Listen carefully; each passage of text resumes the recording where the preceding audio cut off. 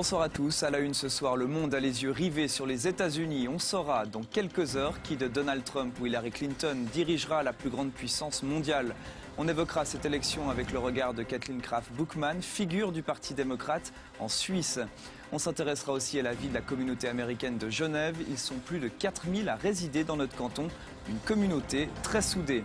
Et on a voulu savoir comment certains d'entre eux vivent leur expatriation, quels liens les rattachent encore aux États-Unis. C'est le grand format de ce journal. Il est signé Céline Argento.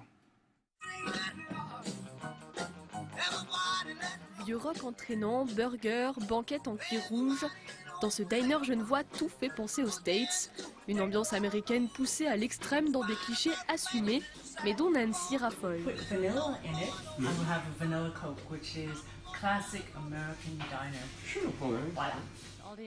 Hier, j'ai passé l'après-midi avec deux amies américaines.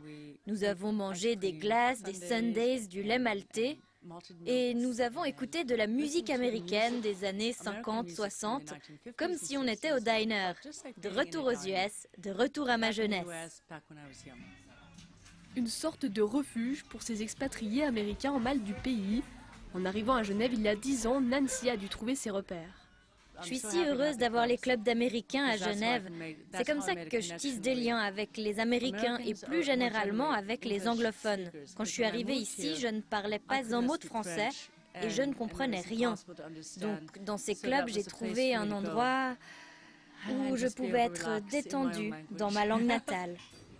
Et pour rapporter un petit morceau des States dans leur appartement genevois, les Américains peuvent monter à l'étage juste au-dessus du diner. Cette épicerie a ouvert il y a 20 ans, elle a toujours autant de succès. Je suis un amateur de friandises, donc j'ai acheté des bonbons pour mon fils et pour moi. Dans les rayons, céréales multicolores et beurre de cacahuètes, des produits introuvables ailleurs pour les quelques 4200 Américains installés à Genève.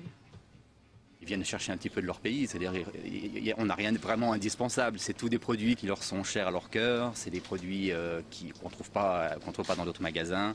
C'est un petit peu comme nous le Cénovis, si on partait aux États-Unis, peut-être bien qu'on serait peut-être plus attaché au Cénovis qu'on ne l'aime maintenant quand on est dans le pays.